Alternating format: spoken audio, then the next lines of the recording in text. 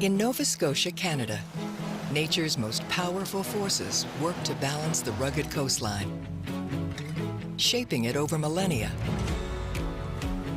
When the tides roll out, they reveal a beach buffet for weary travelers on epic migrations. When the tides roll in, they bring alien attacks from little green invaders. The land works to defend, the sea works to conquer. And where they hang in the wild balance is the living beach.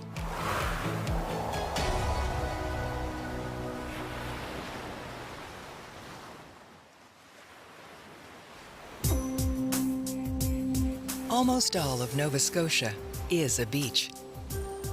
It's a peninsula clinging to the eastern edge of North America by just a thin strip of land, surrounded on all sides by the harsh Atlantic Sea. Drive for an hour here, in any direction, and you'll reach the beach, guaranteed. But there's more going on at this ocean playground than simple play. Because it's so geographically narrow, Nova Scotia almost resembles a balance beam, with a divergent coastline to either side. To the west, rocks and mud. To the east, grasses and sand. At either edge, Nova Scotia proves that any beach is built from raw forces in opposition. But that balance between those forces is necessary if life is to thrive. Nowhere is there a better example of this high-contrast ecosystem than the Bay of Fundy on the western shore. Every 13 hours, the Bay of Fundy performs a feat that puts it into the Guinness Book of World Records.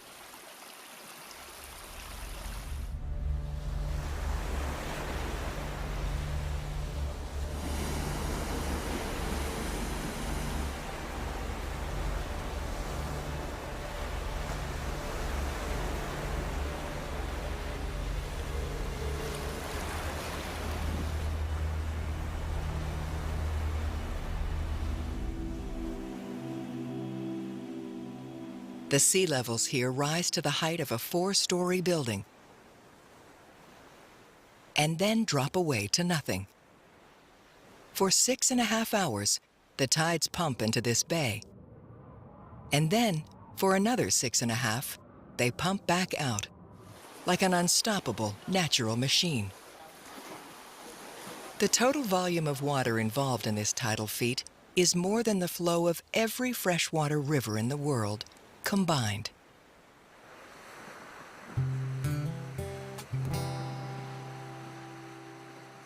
During low tide, small holes can appear on the muddy beach, like pockmarking on the surface of the moon. These holes are from the clams, or bivalve mollusks, hiding just inches out of sight. A bivalve mollusk has a double siphon it extends from its body. One to filter through seawater, combing for food, and the other to spit out that water once it's used. The hole that this creates on the surface makes the clam easy to find for locals like Alonzo Cormier.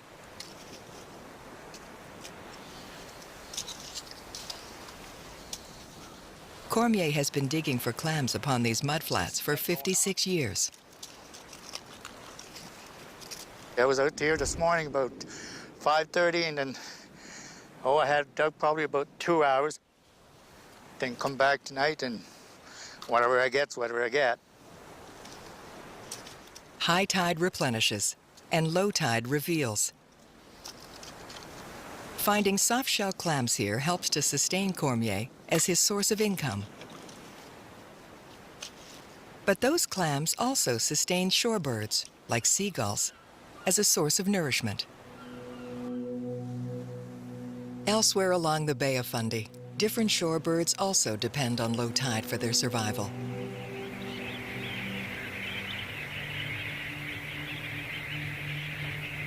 Landing here is critical for the semi-palmated sandpiper as a place to rest and to feed.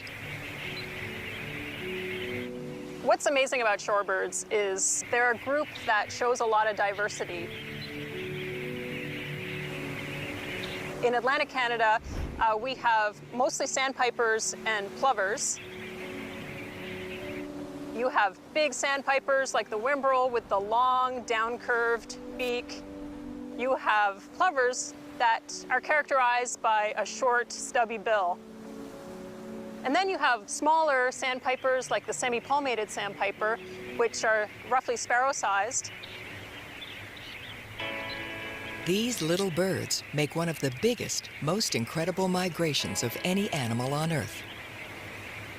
So after the breeding season is over in the Arctic for the semi-palmated sandpiper, they are stopping at the Bay of Fundy, roughly a midpoint on their way south to their southern wintering area in Central America and South America. One of the reasons that shorebirds are so fascinating is that they just have a perilous journey where they do have to deal with events like weather. Of course, then there's predators. And they need the Bay of Fundy to stop and feed and rest in order to fuel up to finish that migration south. And that's sometimes called roosting, where they gather in great numbers and they roost. You can think of Bay of Fundy like a truck stop is to a trucker on a long haul.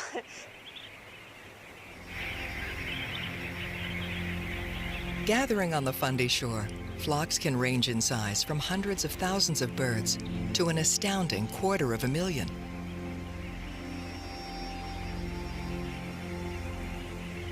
In fact, almost 80% of the world's semi-palmated sandpipers will find their way to the Bay of Fundy in summer. The biggest numbers would be moving through the Bay of Fundy from late July into August. One of the challenges that semi-palmated sandpipers have when they're on the Bay of Fundy is predators. Gathering in greater numbers may be less likely that you might get picked off. So there's certain strategies that the shorebirds have, and part of that is the flocking behavior.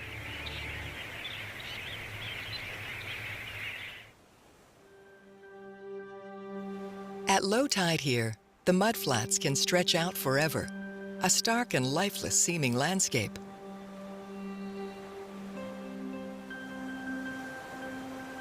But scratch the surface, just as the sandpiper does, and a food source in humongous numbers is hiding beneath.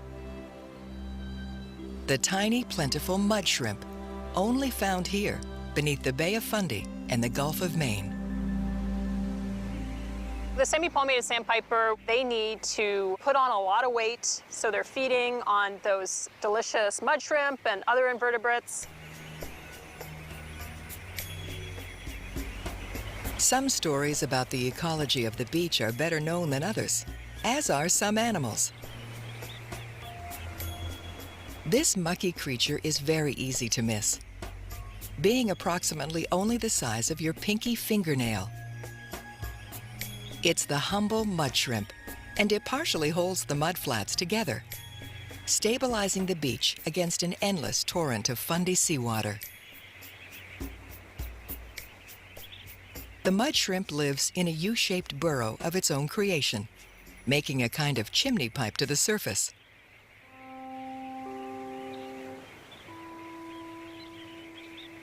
The walls of this burrow become hard-packed over time, as the shrimp repeatedly shoves its habitat into place. This minuscule cementing effect, when multiplied by the massive population of shrimp, ultimately serves to strengthen the whole Fundy mudplain, mortaring it, in some measure, against erosion. But hungry shorebirds don't care about this. They just want to eat. They probe into those U-shaped burrows with their narrow bills, eager to pluck a mud shrimp free. Surf in the turf. These shorebirds have evolved to know the places that they can rely on for adequate food resources. If you think about it from our perspective, imagine doubling your weight in order to complete a marathon. I mean, it just shows you how much fuel they need in order to do that migration.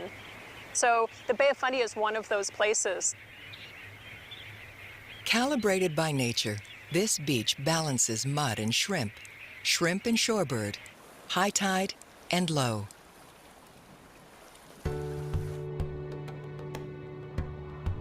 But how do the tides here work?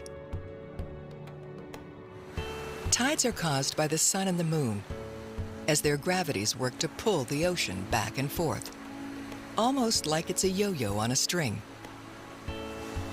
But the shape of the Bay of Fundy is a second contributing factor. It becomes narrower and shallower toward the upper bay, compelling the water to higher and higher beach lines. As a third factor, the Bay of Fundy works like a giant bath basin. Water sloshes from end to end within it, creating a natural wave agitation that pushes the tides ever upward. So when the tide is in at the Bay of Fundy, it's further in than anywhere else on Earth. And when it's out, it's further out than anywhere else. On any beach, the intertidal zone is the measurable area which grows and contracts with the tides.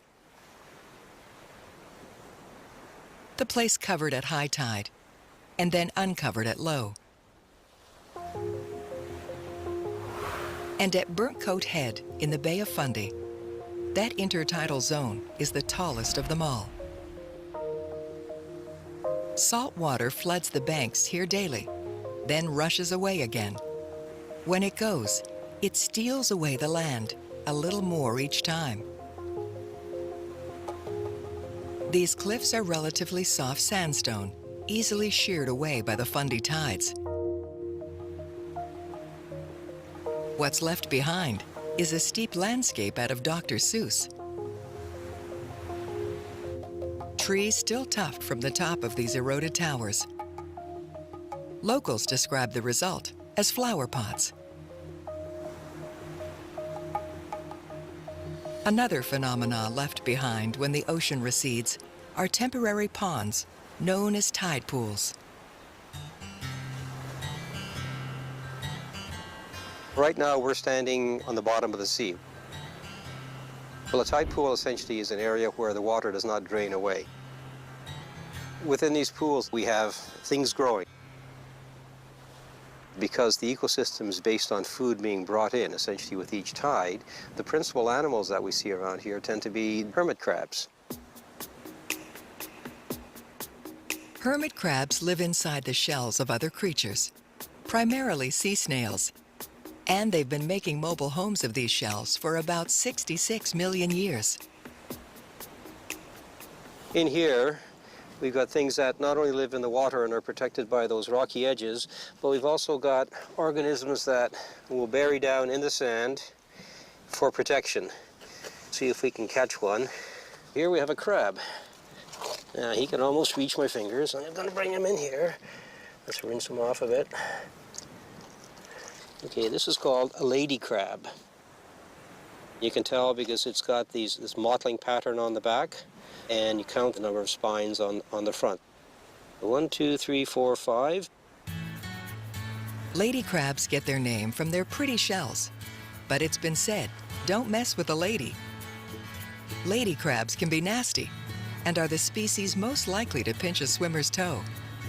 The one beautiful thing about them is that their claws can reach all the way back underneath, and so if you pick them up, they can pick you up.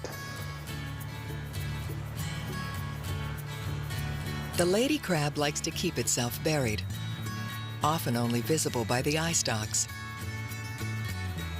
When buried, it lays in wait to quickly dart from its hiding place and snatch an unsuspecting animal into its claws.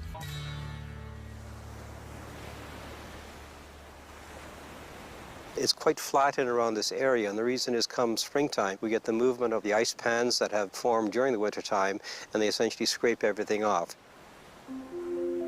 The tide pools of Burnt Coat Head aren't permanent pools then, and so the organisms within them struggle and reset yearly. Everything is scraped off and disappears and has to start from scratch. The intertidal is a really harsh environment just because of the continual change. And the higher up on the shore you go, the harsher it is because of the effect of desiccation. Desiccation is just another word for drying out. Creatures who live here need to be tough. When the tides abandon them, they become captives to the sun and wind on the naked beach.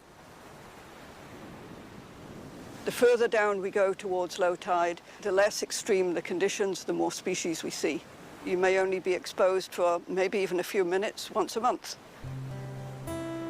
The best kind of tide pools from the point of view of organisms are the deep crevices that overhung with a lot of the big brown seaweeds that create shade, that keep it cool, keep it moist. These are the seasonal pools that will always be filled with water, giving the simple organisms there a fighting chance to take hold and to multiply. A place of permanence on an ever-changing beach. Most of the creatures that we find here are kind of small and inconspicuous, but the more you look, certainly, the more they're there. This cluster is actually an entire city's worth of little life. Seen through a microscope, thousands of moss animals hide within these chambers. Also known as bryozoa, this simple creature reproduces asexually. In other words, this entire colony would have started with a single organism, cloning itself over and over again. We never see living moss animals except at low tide. It's always different. The shore is always changing. This is a unique environment because you've got bedrock, you've got sand, you've got mud, you've got tide pools, you've got cobble. You've got it all in one small area. A dynamic system, but balanced from the bottom to the top. At the highest and harshest intertidal zone, however, life becomes scarce. Upper high tidal and above high tide is called a splash zone. You may be exposed for all but maybe 1 day a month. You're not going to find crabs, you're not going to find any of the fish. Creatures at the splash zone are the last to be protected by water and the first to be exposed to wind and sun. It's something very few species can tolerate. The thing you'll most commonly see from the animal point of view are going to be things such as periwinkles, which basically will be grazing on surfaces. Periwinkles are little sea snails with a fine threaded shell. It's believed the periwinkle is foreign to Nova Scotia beaches, having made its way here in the 19th century inadvertently attached to ships. In that way, history and the beach have always been conjoined. And nowhere is this more apparent than the Bay of Fundy's Joggins fossil cliffs. A treasure trove from our distant prehistoric past. It is the world's most complete fossil record of the late Carboniferous era. This landscape of ancient rock holds such outstanding value that it's been designated a UNESCO World Heritage Site. What we came to see is this rock that I'm currently standing on. Roughly for every kilometer you walk here is 1 million years, ahead or back in time. As you walk southward on this beach, you go ahead in time. As you walk northward on this beach, you go back in time. Trapped within these cliffs and scattered along the beach are 300 million years of fossils. Every time that tide came in and out, it was like a treasure hunt. You could find something new. The living creatures frozen in time here can startle the imagination. This tiny modern millipede is actually a relative to one of the first creatures to ever crawl this earth. But its ancestor, Arthropleura, was larger by an exponential magnitude. Imagine this wriggling beast, grown to lengths greater than history's tallest man. It's one whole animal, right? He's that wide. That's one set of his legs and the other set. These millipedes were some of the largest land invertebrates of all time, with almost no predator. Fossils like these rewind us to the place where all living beaches begin. What's special about Joggins is the fossils here are all in context. They've never moved. And that allows the scientists to study the ecosystems and how they coexisted at the time.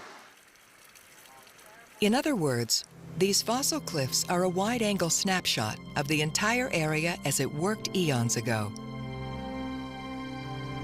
The plants, the animals, the entire food chain is all frozen in the exact same moment of time. When everything is in place like this, scientists call it in situ. Though everything about the landscape at Joggins Beach would have looked profoundly different back then. If we were here 300 million years ago, these mountains would be towering over us. They were higher than the Rockies. They were higher than the Himalayas. In this time period, it's believed that Nova Scotia's landmass would have been fused to the landmass of Morocco on the north coast of Africa. This is the time of the Pangaea supercontinent. When Pangaea was coming together, it trapped an ancient sea that was here. It was called the Windsor Sea. And it had no inlets, no outlets, so it evaporated. All that sediment that was sitting on the top like this slowly dropped over millions of years from the weight. So what you've done is you've taken a record where you read it vertically and you moved it like this on its side. But our understanding of history then flipped completely upside down with the discovery of another fossil at Joggins Beach.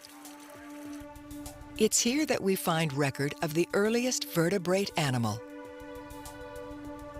Hylonomus lili, the oldest reptile known to modern science. This lizard-like creature is an evolutionary milestone. What made it special was it was the first one that could lay a terrestrially adapted egg. It brought all the nutrients it needed, everything it needed was in that egg. And what made it really important then was Hylonomus could travel. It didn't have to stay near the water to reproduce.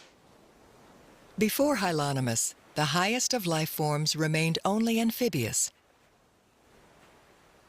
Hylonomus then becomes the predecessor of every dinosaur, every reptile, every mammal, every human being. Discovered upon Joggins Beach and fossil cliffs, Hylonomus is the mother of us all. This point, Coal Mine Point, is where we separated ourselves from the water forever. It represents the moment where we changed the balance, where we threw ourselves onto the evolutionary beach, breaking free from the water, never looking back. We could go inland, and it went on to conquer all of the supercontinent. At Joggins Beach, we discovered where we came from in order to better understand where we might be going. Game-changing discoveries like this one finally tipped the balance for natural scientist Charles Darwin. Darwin said, that's it. Now I have the time period I need to fit evolution in. And Darwin wrote The Origin of Species, in which Joggins is mentioned twice in that book.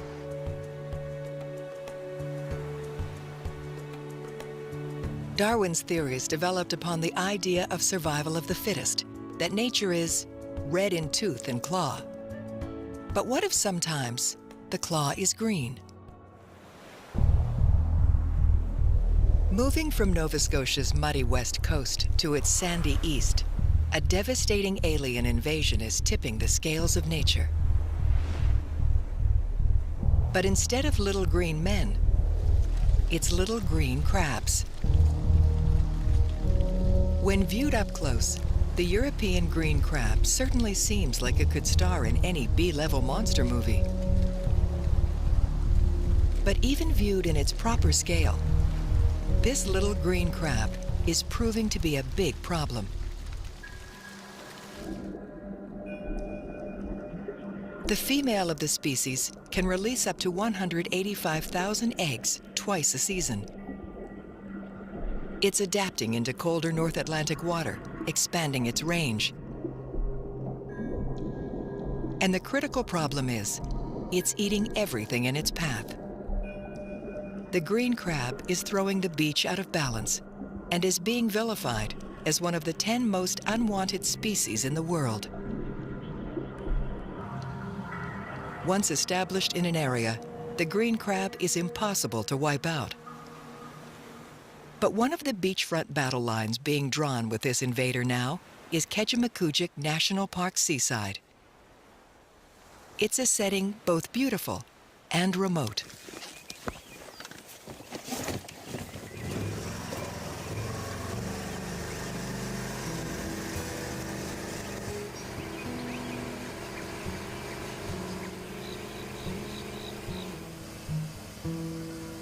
This is one of the few last really isolated beaches left on the east coast of North America. I've had scientists ask me if this was the Bahamas when they saw aerial photos of it. It is so spectacular. Kejimkujik seaside is primarily composed of 2 larger estuaries, one of which is Little Port Jolly. Little Port Jolly is then distinguished by a long sand spit, a very narrow white sand gateway, allowing the estuary to flow out into the Great Sea. This is about a 125 hectare estuary here. You have the full transition from freshwater to saltwater species as you go down it towards the ocean. It's also spectacular to experience because it's different every day and it's always changing. But some changes are not for the better.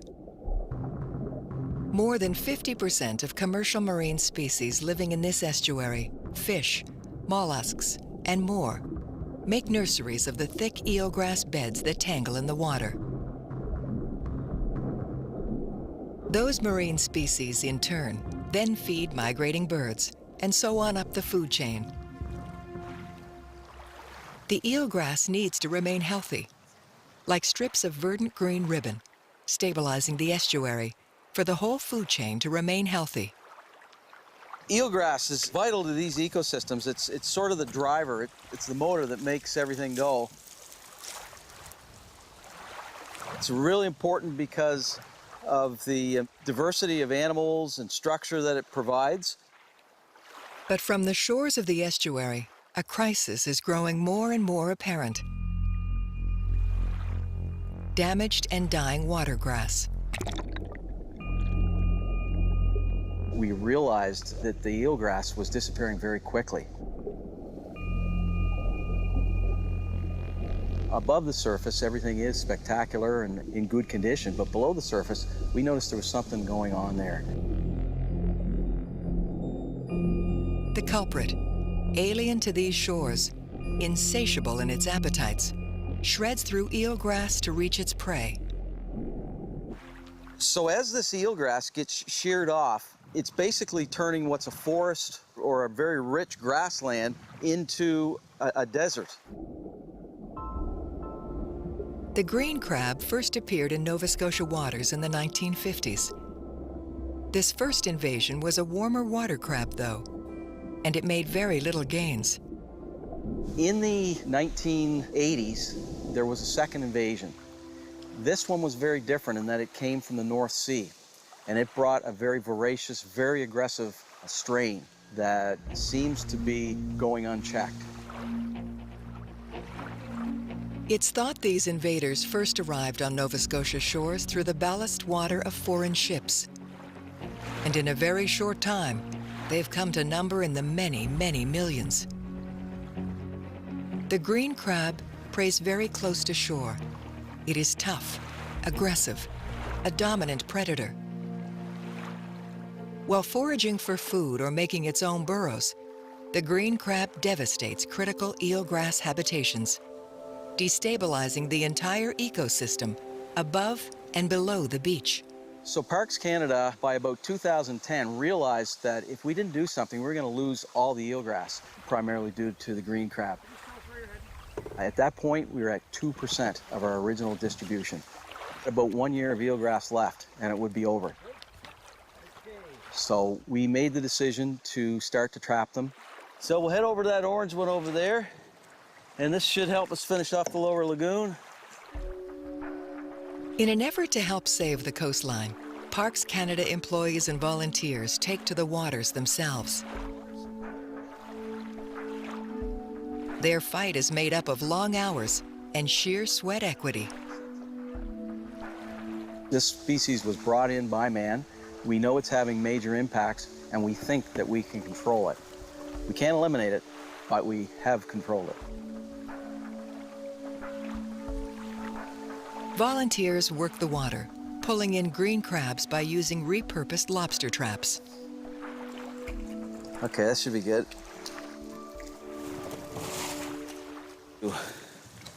See what we got here. This trap has been nicknamed the Terminator, and its catch numbers can be incredible. Our best catch in terms of green crabs has been about 1,190 green crabs in one trap in one night. And yet it might take help from Mother Nature herself to truly turn this tide. Like a policeman of the Atlantic, here come the boys in blue, the naturally occurring blue crab.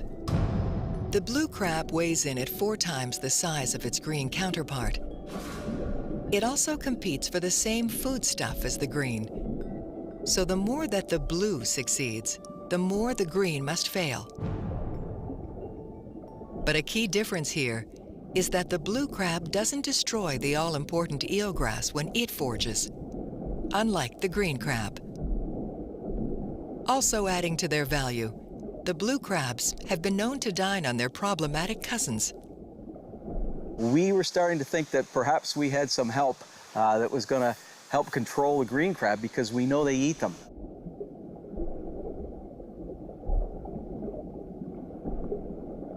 They will indeed be the blue cavalry, because in terms of controlling green crab, I believe that they could be a big instrument and save us a lot of effort.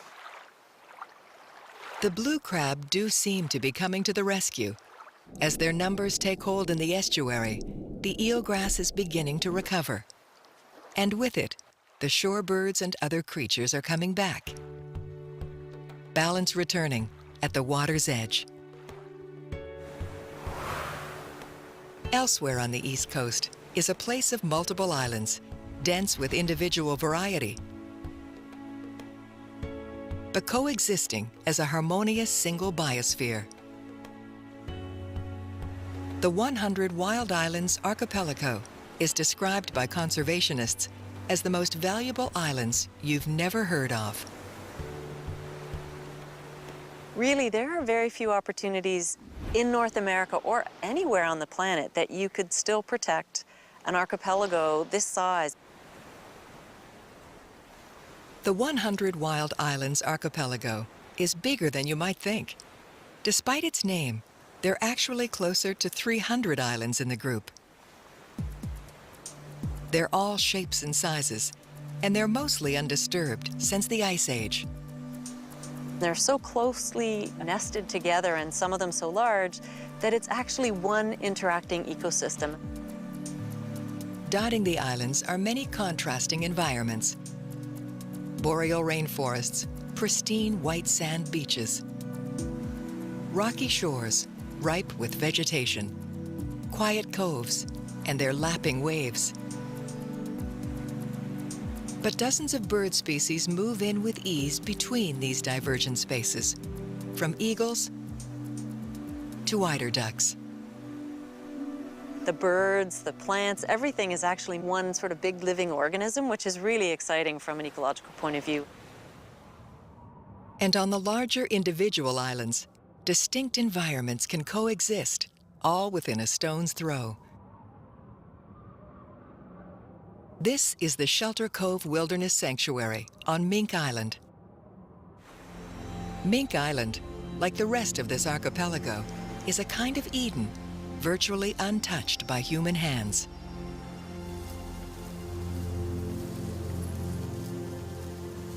A first environment is this beach area, which acts as a cultivator for green and growing things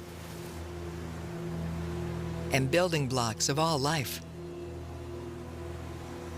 Because the rock here straddles the land and sea, it makes for an emerging habitat. It's growing things, but normally bare rock is bare rock. But when the bare rock is covered with ocean, it produces. And this is what we have here. Algae, once adrift on the currents, is able to gain anchor here, using root-like structures called holdfasts. This is a characteristic system of rocky seashores, and in the absence of rock, we can't have this kind of system because the rock provides the foundation upon which these algae and these barnacles, which are small animals, grow. Barnacles are actually tiny marine animals called arthropods. They're waste eaters, feeding on microscopic animals, plants, and broken down plant materials, like pieces of this nearby algae. The barnacles, in turn, can be eaten by other creatures higher up on the food chain, like juvenile fish, sea stars, or crabs. In this way, the rock becomes a literal stepping stone for life to move up onto the beach. And with the long process of time, such plant life will slow motion creep further and further inland. The primary productivity for the green life on this beach actually comes from the algae over there. And they're washed off by the storms, washed up onto the sand, and then they release nutrients, and then this weedy vegetation grows up.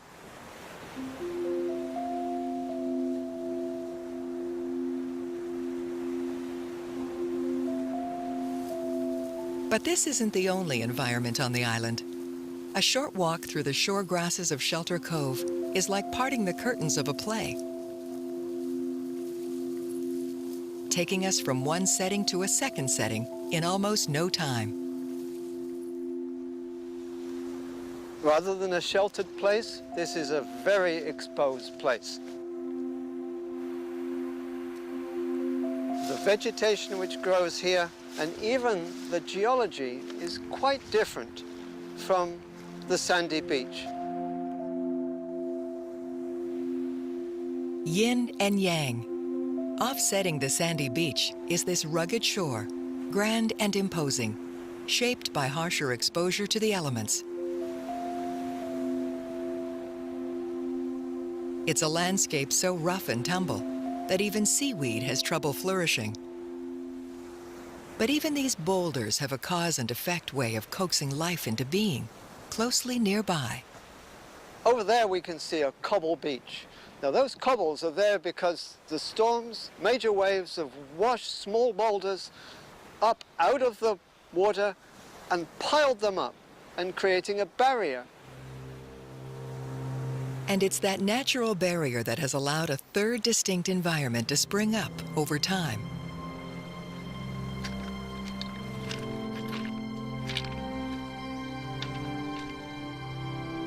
A freshwater pond, cupped and contained within the landscape because those boulders are protecting it from the sea and holding it in place.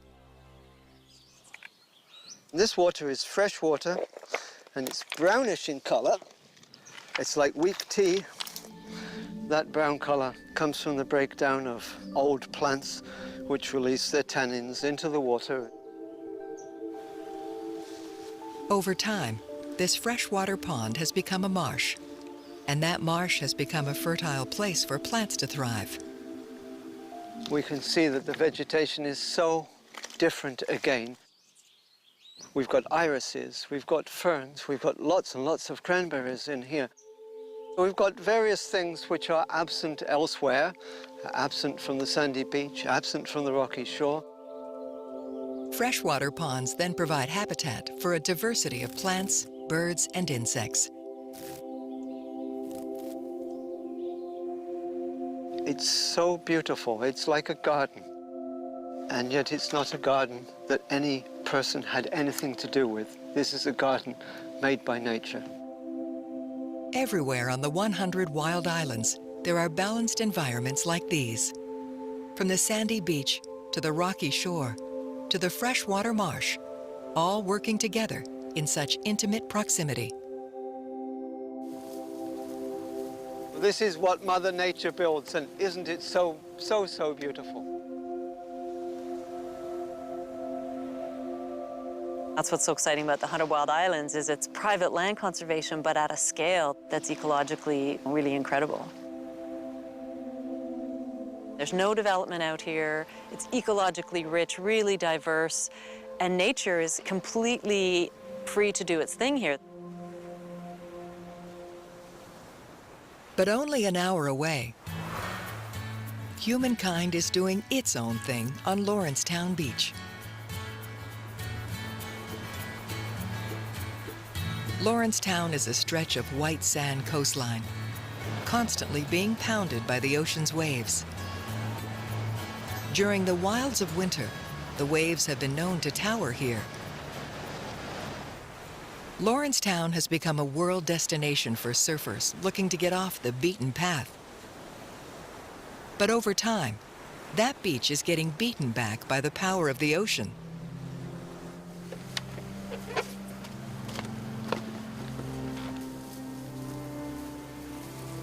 Places that I once surfed and places where I went on long hikes 20 years ago, some of them no longer exist. In his writing, Choice calls the province's eastern shore a drowning coast, a place that is losing its battles to the waves, current, and winds.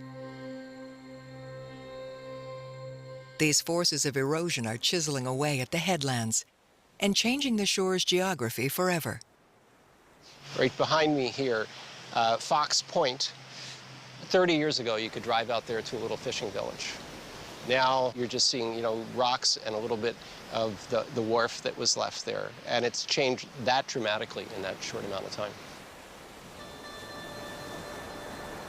But as the old expression goes, the only constant is change. From the moment of its creation, eons back in time, this coastline has always been in dramatic flux. Underneath of where we're standing, somewhere pretty far down there, is the bedrock here that's exactly the same bedrock that's under Morocco, because this part of Nova Scotia was once attached to Africa. The coastline of Lawrencetown Beach then continued to be shaped by the mighty glaciers of the last ice age. These glaciers moved across the mainland, tilling up clay, boulders, and other materials before them, bulldozing them into hilly mounds called drumlins. Where Joggins Cliff is the snapshot of a single environment in time, these drumlins are a rolling collection of various environments, loosely ground together. Because they're not solid rock, they're very easily eroded. So you see a nice round hill heading up to the sea, and you wonder, where's the other half of it going down? Well, it was there once upon a time, but the sea has chewed it up and spit it someplace else out there. These mounds of rocky materials remain highly vulnerable to the forces of the nearby sea.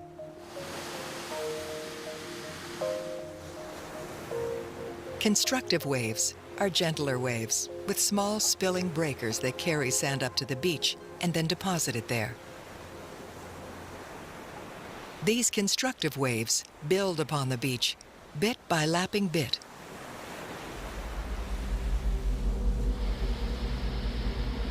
Destructive waves are fiercer.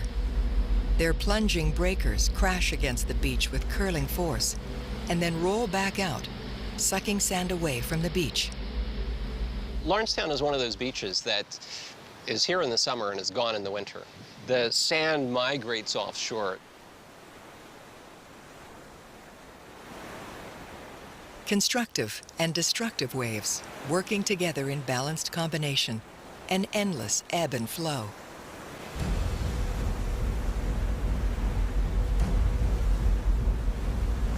But at Lawrencetown Beach, the storms of winter highlight the power of destructive waves. We get monster waves that come through here on a fairly regular basis. It's not uncommon for the sea to throw rocks into the road, and sometimes they'll close down the highway in the winter. The thing that amazes me most is the size of the rocks, this size or that size, and it just indicates the power of the sea.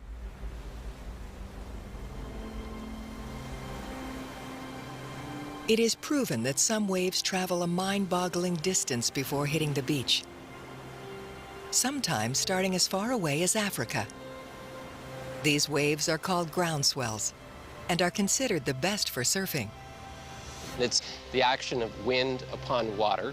You can have wind effect on water here, and it could travel 100 miles and pick up some more energy from the wind effect there, so that by the time they arrive here on the shoreline, maybe we're fortunate enough to not have any wind at all.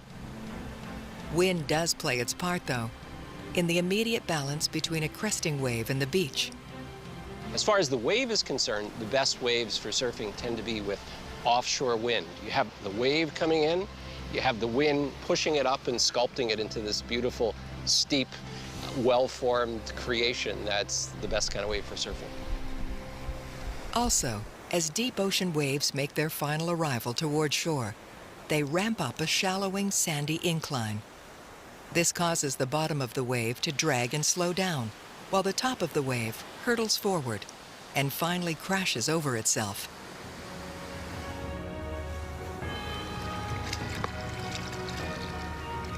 Riding that border of beach and sea can give surfers a humbling understanding of their place in the balance of nature.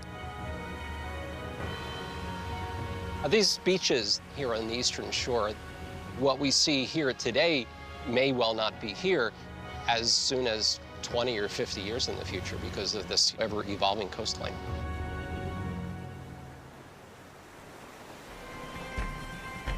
The coastlines of Nova Scotia hang in a perpetual balance. What at first might seem like a battle of opposites is simply two halves of a whole, ongoing, each informing the other. The beach needs the sea. The high tides need the low. Birds of flight need grounds of rest. Green crabs need blue if nature is to balance. From Joggins, where our primordial ancestors first hauled themselves out of the sea, to Lawrencetown, where we throw ourselves back in, this coast provides us balance as well, reminding us that we too are shaped by the wind, the water, and the living beach.